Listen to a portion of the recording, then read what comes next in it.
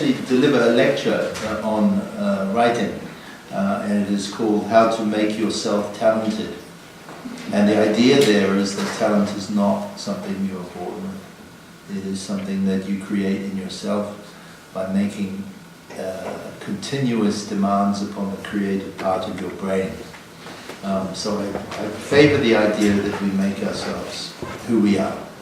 And this is an interesting way into discussing this book, because this book is very much about making yourself into an image that you decide, rather than being the result of the situation you are born into.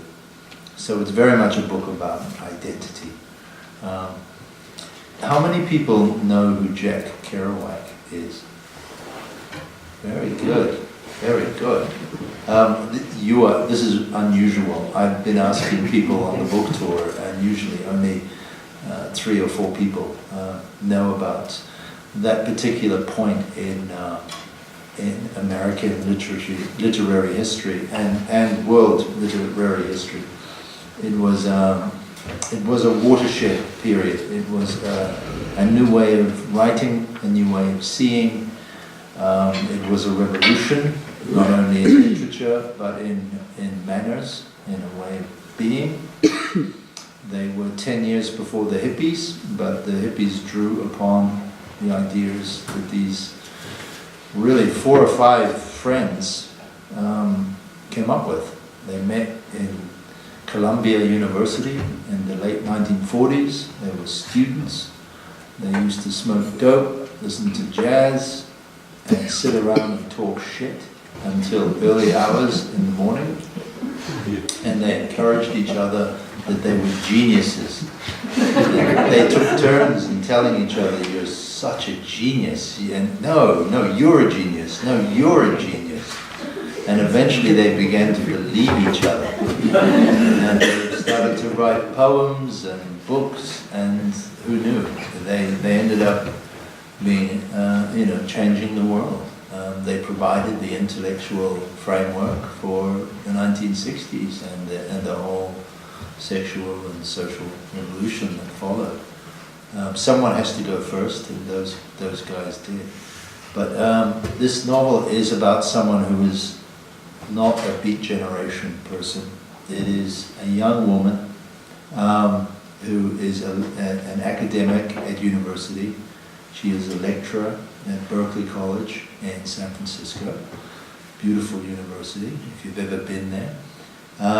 And she lectures in Jack Kerouac and the Beats. And she realizes that no one has ever written a serious biography on her great hero, Jack Kerouac. And at this point, Jack Kerouac is dying. To be specific, he is dying, he is killing himself by drinking himself to death. And news of this reaches our heroine, Jan, and she decides that before he dies, she is going to drive all the way to Minnesota, where Jack lives with his mother, drinking himself to death, and meet him. So I'm going to read a little bit in English. But wait, first, we have a moderator. Oh, okay.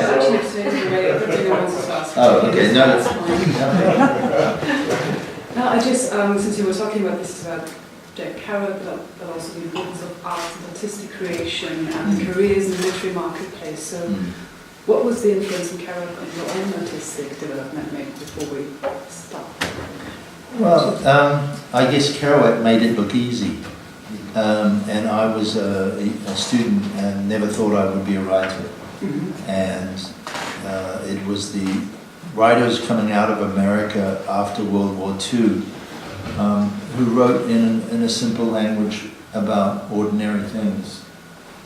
And it allowed a young guy like me to think maybe I could be that, because I did not believe I was a genius, and nobody was telling me I was a genius. Quite the opposite. and yet it gave me courage, and it sort of showed a way. So I became very interested in these people, and and the games they play, the identity games they play. Which is very central to the novel as well. So shall we hear the beginning now? Yeah. So, we start with Jack's funeral. Yes, I was there. I was there when they lowered his coffin down. If you can't find me in the few photos that survive of that day, that's only because I stood largely out of sight to the rear of this very small crowd, hiding under a tree, out of the wind. I watched the burial of this famous man from a distance. I was no stranger to the dead author. Quite the contrary, if you took into account the late intimacy I had shared with the man, plus my great familiarity with his books, with his writing, with his soul. I hadn't known the dead man very long, not in person, but I did have deep, long-standing reasons for feeling passionate about him, very passionate. Also, in the spring of the previous year, during my attempts to gain his consent to be his official biographer, that had been my initial mission. We had spent many long hours together. Yes, I am a biographer. This is a crucial point. It is indeed the main thing you need to know about me. I am a documenter of lives, an historian of the intimate.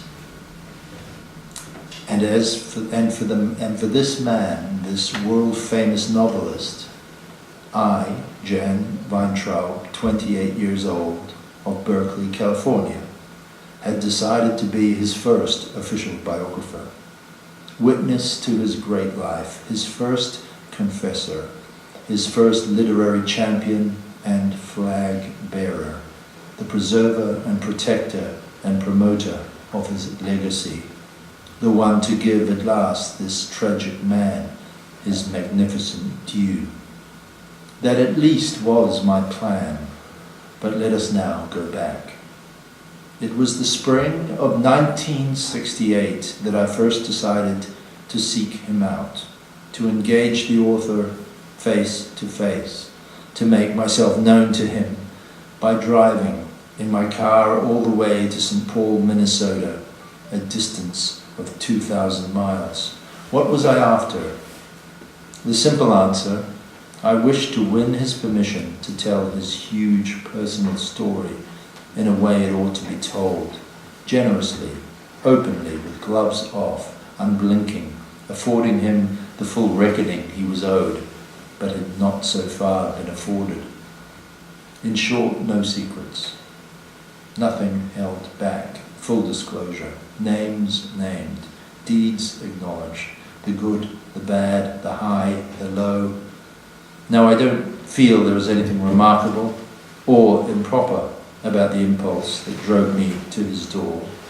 If you consider that for years I had been a big follower and admirer of this man's work, having read him early, intensely, and at an impressionable point in my life when big news such as he delivered has the capacity to reinvent you, alter you romantically, in short, redefine who you think you can be. Jack had something like this effect on me, and his work will always now have the power to take me back to those formative days. After all, what are writers, if not the eternal representatives of that time in which we first find them?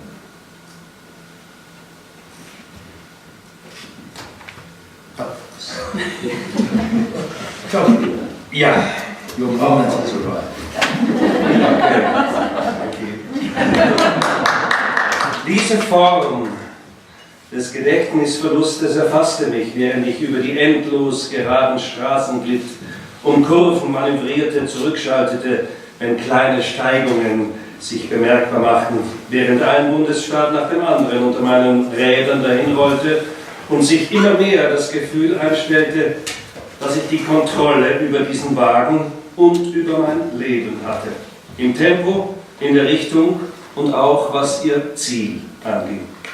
Und als ich in solch tagträumerischer Seligkeit dahinfuhr, dachte ich an Jack und an sein elendes Leben. Oder das, was ich davon wusste. Ich überlegte, wie ich die Biografie anlegen sollte und kam auf das Jahr 1944 als den vermutlich besten Anfangspunkt.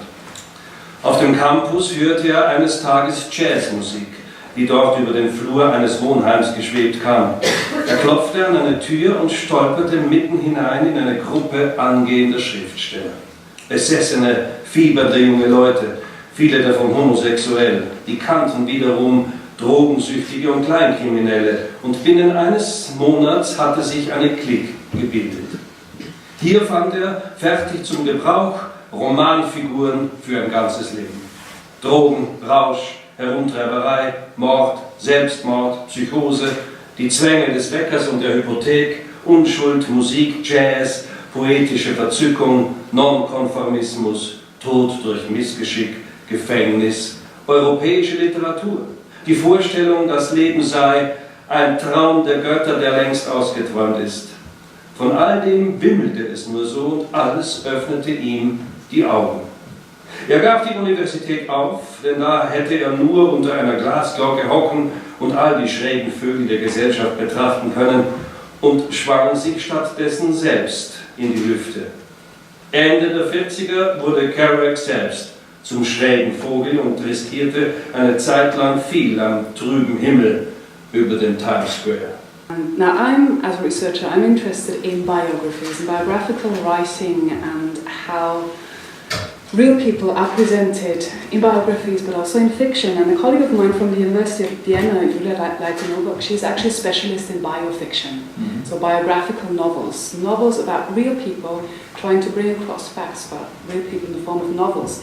And just last week, some of you may have read this, she wrote an article dealing with biofiction for Der Standard online.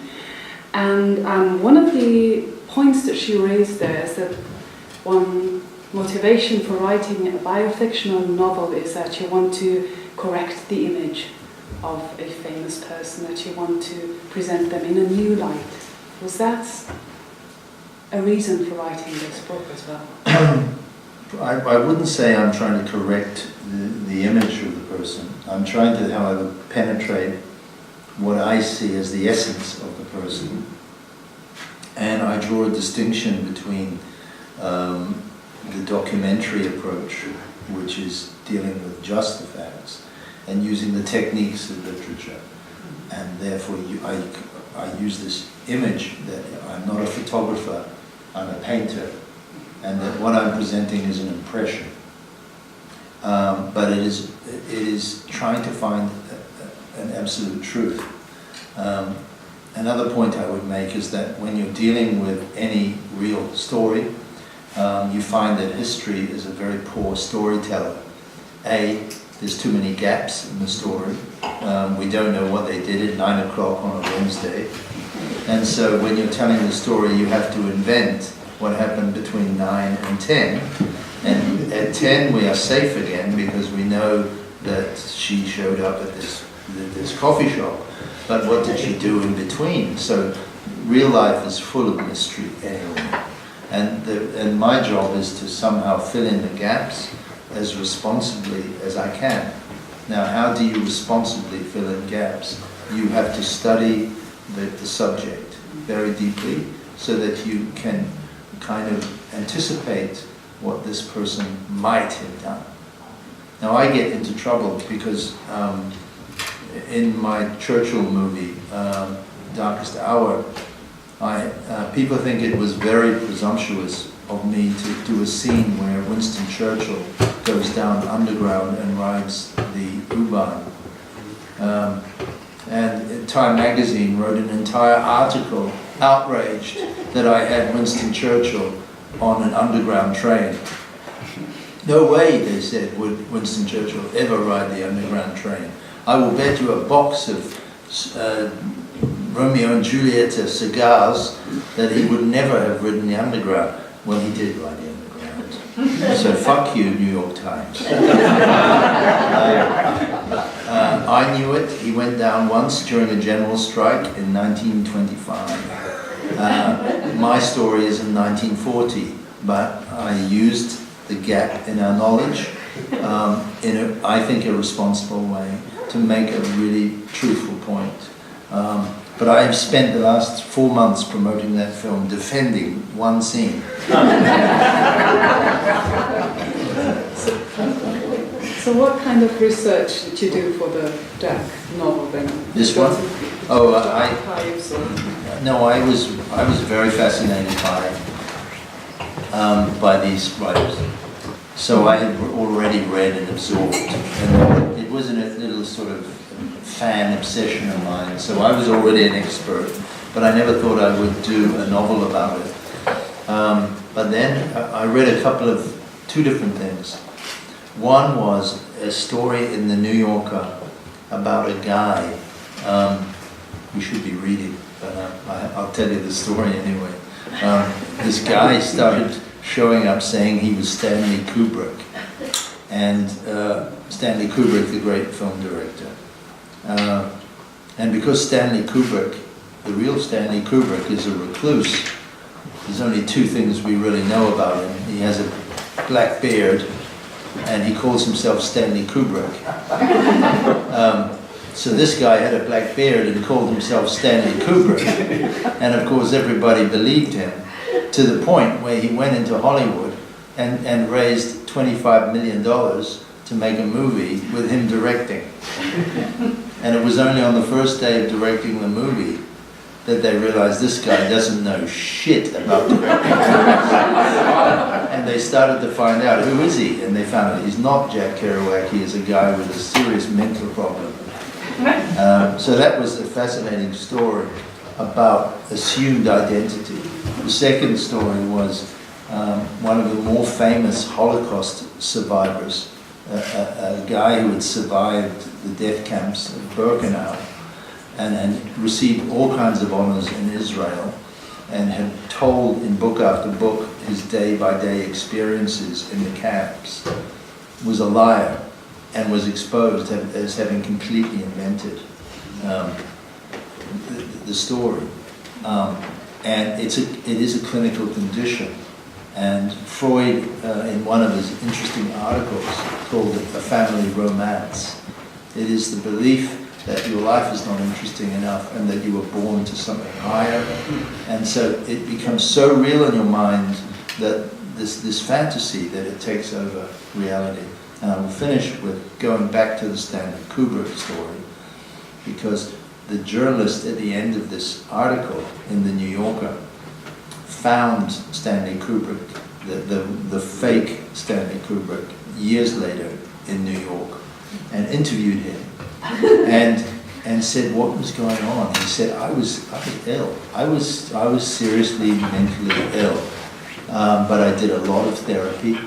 I talked to a lot of people, and thank God I got over it. And it's now a distant memory, like it happened to someone else.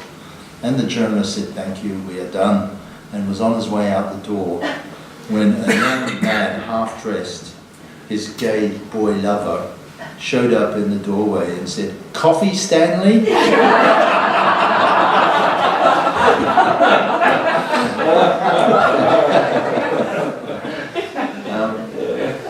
And all of this fused because the Beats were into identity games, inventing new ways of living, new ways of being, new identities for themselves, getting out of straight America into wild rock and roll, jazz, gay, black, white America, free, liberated America.